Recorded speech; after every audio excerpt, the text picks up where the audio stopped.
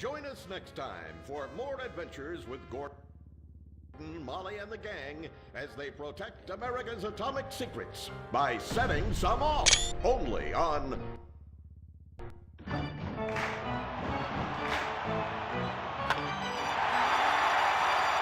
Pablo Rebazar makes $28 million a year. Dwayne Aller makes $35 million a year. You make $10 an hour. Failure this deep calls for a deep, slow brewed beer.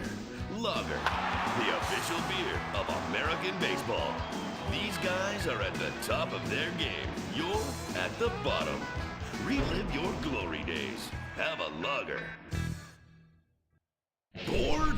Stupid? How about a fulfilling career as a stunt double? To break into Vinewood, you just might have to break through a windshield. Cunning Stunt Academy is San Andreas' oldest accredited stunt school.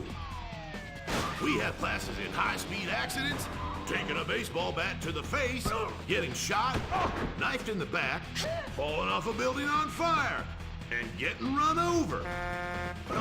If you make it through our course, you are ready for the big screen. Make dull and vain famous people look cool by dressing up as them and risking your life and future health. Then, have your face digitally removed on a green screen. The Cunning Stunt Academy trains women too. Ooh. Have a nice rack? Vinewood needs stunt tits to show when an A-list celebrity is too bashful or has pancake nipples. The Cunning Stunt Academy. Fame, it's worth any price. What happens when man's best friend becomes dinner? Dude Eat Dog, the reality cooking show that will have you looking at Fido in whole new, delicious ways. It's Bow Wow Chow, Dude Eat Dog on CNT.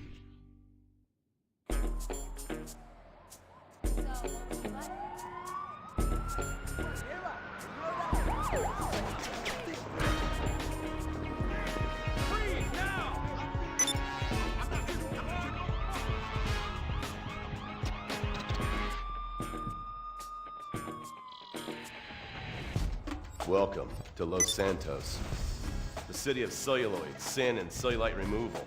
From dead starlets in Vinewood, to the gangbangers in Davis and Strawberry, and terracels in Chumash, to the drunken tourists in Del Perro Pier. It's time to take a look inside this cesspit of destroyed dreams, drug-addled degenerates, and deluded desperados that make up this great city of lights. Hi. I'm decorated FIB agent Stephen Haynes. The FIB, the police department, and the sheriff's office are fighting a war out here every day in a city where dreams too often become wet with tears. The Los Santos docks. This is where it all begins. The second largest port in the world.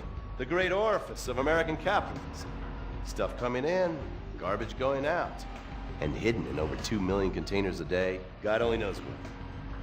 The cartels pay off some low-level schlub, and suddenly you've got military-grade weapons, badly cut crystal meth, and grade A yayo from Mexico flooding our streets. And once it hits the hood, it's anarchy, with a side of murder hold to fries. Or maybe the Chinese are slipping some of our high-security weapons systems in with the recycling, and we're giving up our national security for nothing? Who knows? Who cares? As long as the financial party continues, we'll just keep picking up the pieces.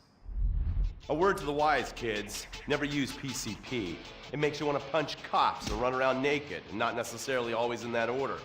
Most of the time, this illicit cargo makes it straight to the gangs.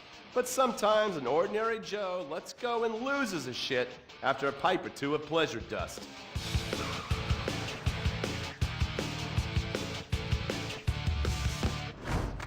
The Vagos, bloodthirsty Chicanos with a predilection for pain, papaya juice, and spicy plantains. They're one of the largest Mexican street gangs in the city, with rumored connections to several major mafias. While half the battle out here is fought with guns, the other half is with informants. Sometimes you need to become the bad guys to bust the bad guys. All right, guys, let's go. when the ballas and the families aren't shooting each other. They're selling the dope that the junkies are shooting into their veins. The families love sports almost as much as they love banging.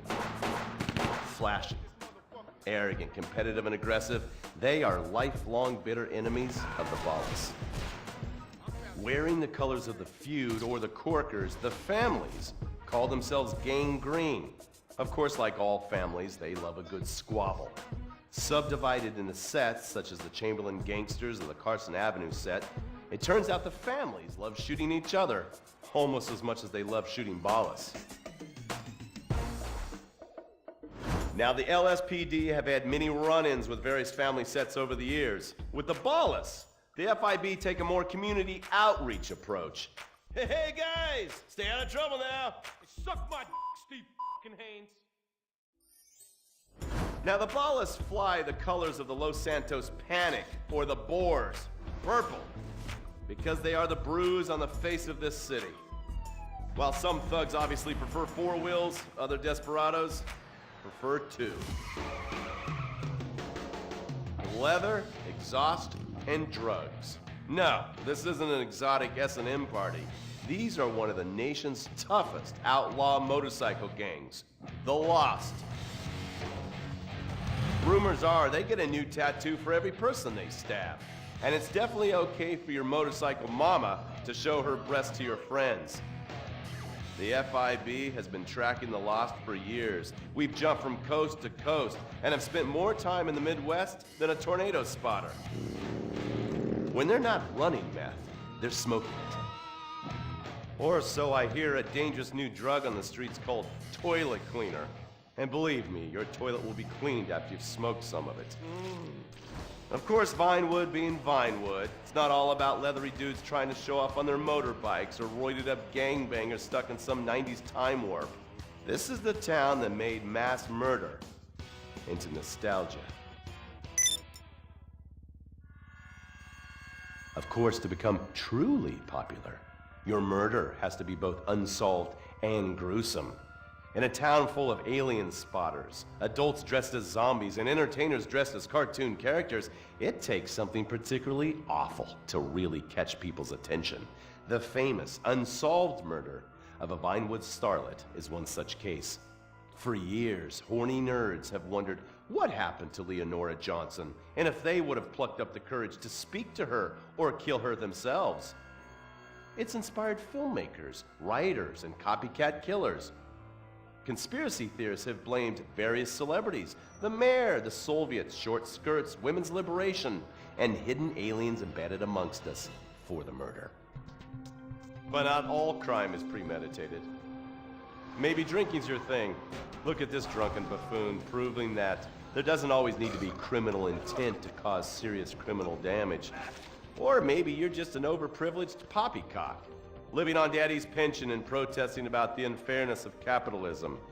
Maybe stock market manipulation is your bag, or loan sharking, double identity theft, assassination, or even worse, swinging. On our next episode, I, Stephen Haynes, will show you the flashier side of crime in Los Santos. Illegal street racing, cocaine, and vice. Yes, speed, snort, and sex. The alliterative threesome that helped hook America on the underbelly of paradise.